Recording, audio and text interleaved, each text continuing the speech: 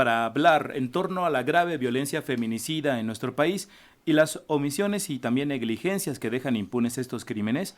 Saludamos vía telefónica a Nayeli Pérez Garrido, quien es asesora jurídica del Observatorio Ciudadano Nacional del Feminicidio. Hola, ¿qué tal? Buenos días. Hola, Nayeli. Pues cuéntanos, ¿cuál es tu balance de la actuación de las autoridades ante el aumento de los feminicidios, considerando, por ejemplo, que el presidente Andrés Manuel López Obrador dice que que hay más denuncias, hay más casos registrados porque las denuncias han aumentado por la confianza en su gobierno? ¿Tú qué dirías a esto, Nayeli? Bueno, en el caso de los feminicidios no hay, digamos, una diferencia entre una denuncia o no, porque los homicidios, feminicidios se investigan de manera oficiosa, ¿no? Entonces, así no haya ninguna denuncia y no se tenga identificada la víctima, existe una carpeta de investigación y eso, pues, es una estadística, ¿no? Me parece que, bueno, como todos hemos sabido, en los últimos años ha habido un incremento considerable de los asesinatos de mujeres. O sea, año con año estamos pues hablando de una cifra más alta en relación con lo anterior, y pues en la actualidad estamos hablando de casi 11 mujeres al día, ¿no? O sea, asesinadas en promedio. O sea, son 10.5 me parece el promedio que se hizo de estos primeros meses, y el año pasado estábamos cerramos también con ese 10 punto algo, ¿no? La atención que se le brinda a las víctimas de violencia feminicida, a las mamás de las víctimas de feminicidio, a los padres, a las hermanas, pues sabemos que sigue siendo insuficiente, deficiente. No hay una política clara sobre el tipo de atención que deben tener estas víctimas en temas de reparación. Muchas veces ni siquiera hay atención psicológica, atención médica. No hay una política hacia los niños y niñas huérfanas del feminicidio, ¿no? Y eso, digamos, es pues un indicador de cómo se está teniendo. Y en el tema de procuración de justicia, pues nosotras, como saben, desde el observatorio hemos documentado cuál es esa ruta que tienen que transitar las familias, y pues hemos identificado que hay muchos obstáculos que se repiten, negligencias, omisiones, a lo que hemos denominado ruta de la impunidad, que va desde el momento en que la autoridad quiere o no reconocer el feminicidio, a pesar de que cuente con las características, y pues digamos por resistencias de las autoridades de no querer denominar o iniciar las investigaciones como feminicidio, lo clasifican como otro delito, como homicidio doloso, y en el peor de los casos homicidios culposos también tenemos, que es el caso de estos supuestos suicidios sobre todo, pero que va, digamos, avanzando esta ruta de impunidad con el actuar de peritos, de policías, de ministerios públicos, hasta llegar a las y los jueces, ¿no? Sí. Anayeli, este panorama, perdón, que estableces, no hay una política clara, no hay atención para niños huérfanos, para niños y niñas que resultan víctimas colaterales de los feminicidios, hay una ruta de impunidad, hay una prisión preventiva oficiosa que se estableció y dieron a conocer ustedes para evitar que los presuntos feminicidas se dieran a la fuga. ¿Esto ha servido de algo en este panorama tan negativo que pintas?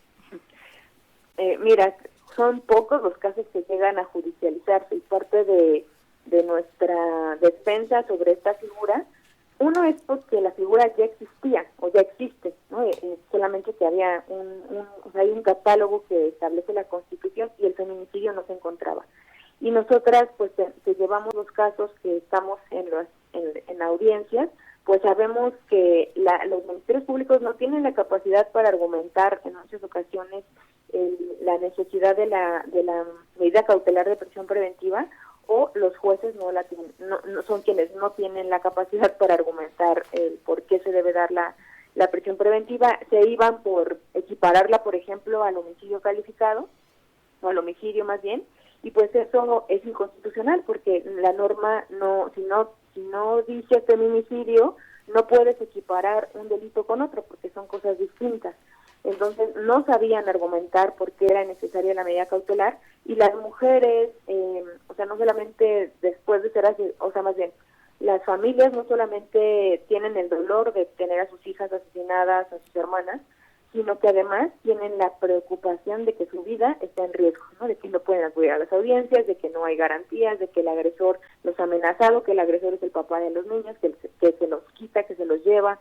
Es decir, hay una serie de problemas de los cuales la autoridad no se hace cargo, y que la prisión preventiva es una medida, digamos, dejando lo oficioso, la prisión preventiva es una medida necesaria en los casos de feminicidio, y al no estar como medida oficiosa o como una figura oficiosa, pues permitía que los jueces y los ministerios públicos no argumentaban adecuadamente, y esto pone en riesgo el acceso a la justicia, porque los agresores pues se van, huyen, ¿no?, de la justicia. Entonces, esa es la razón. Y en el tema también me faltó señalar que tampoco tenemos una política de prevención efectiva, ¿no? O sea, no tenemos ciertas acciones, ciertos programas, pero no hay un plan estratégico para pues decir, con estas acciones vamos a ver de aquí a, no sé, 5 años, ¿no? O sea, a lo mejor no inmediato, pero de aquí, de este año en 5 años, vamos a ver una reducción del feminicidio en estos contextos, ¿no? Por ejemplo, en el ámbito familiar, no se le está dando prioridad al tema de las órdenes de protección en casos de violencia familiar, y esta atención de la violencia familiar es la prevención del feminicidio, o es una de las acciones de prevención del feminicidio, y no se están fortaleciendo. Hay trámites burocráticos, digamos, o muy formalistas para que una mujer pueda adquirir una orden de protección, y no son suficientes. Digamos, el rondín de las patrullas en el domicilio pues no siempre es lo más útil, y es casi lo único que se les otorga, ¿no? O sea, no hay un verdadero seguimiento y no hay una evaluación de cómo se mantiene o se disminuye el riesgo con las medidas de protección. Por supuesto, Anayeli, considerando además que luego son las propias autoridades las que violentan a las mujeres. Yo supondría que están en contacto, en comunicación directa con las autoridades desde el observatorio para pues avanzar en la creación de políticas públicas, pero cuéntame, ¿qué pasó con la tipificación del feminicidio en el Código Penal Federal? Bueno, nosotras tuvimos una postura, la hicimos pública, porque consideramos que el tipo penal de feminicidio, como actualmente se encuentra a nivel federal, en el Código Penal Federal, cuenta con los elementos necesarios para ser acreditable, para ser acreditado. Nos sorprende que se quiera distraer, digamos, el problema está ahí. Me parece que donde hay que hacer muchas cosas es en el tema de prevención, bueno, en todos los rubros, ¿no? Atención, acceso a la justicia, pero con la intención gubernamental de disminuir las cifras, pues tienen que apostarle mucho al tema de prevención. En el tema de acceso a la justicia, los problemas son otros, los que te acabo de decir, ¿no? O sea, tiene que ver con el actuar de las y los servidores públicos, de quienes están al frente de esas investigaciones, de quienes están cometiendo negligencias y omisiones, y eso no se corrige con el cambio del tipo penal, ¿no? Hemos estado también con un constante diálogo con legisladoras. Hay una invitación también desde la Comisión de Igualdad desde una de las diputadas de la Comisión de Igualdad, y desde una iniciativa que comenzó desde esta legislatura para hablar de justamente del tipo penal. Hicieron una propuesta no de dictamen de reforma o de iniciativa de reforma, sino de como un documento retomando algunas de las preocupaciones. Sí. Nosotras ya tuvimos acceso a este documento y hemos hecho observaciones y haremos llegar nuestra posición. Nuestra posición básicamente es que no se le pueden agregar elementos normativos al tipo penal, o sea, digamos a la parte inicial donde dice se priva de la vida existe feminicidio cuando se priva de la vida a una mujer por razones de género. Esos son los únicos elementos que deben existir en esa parte, y en la propuesta de la Fiscalía con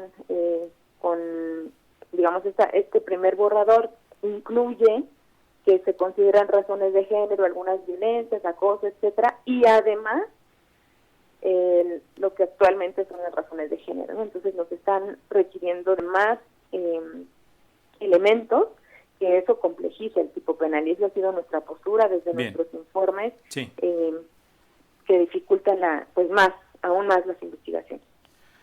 Bueno, Anayeli, muchísimas gracias por esta intervención, por pues ayudarnos a entender mejor este panorama que nos preocupa sin duda. Seguimos en contacto, Anayeli, muchas gracias. Claro que sí, gracias a ustedes. Al contrario. Buen día, Anayeli Pérez Garrido, asesora jurídica del Observatorio Ciudadano Nacional del Feminicidio.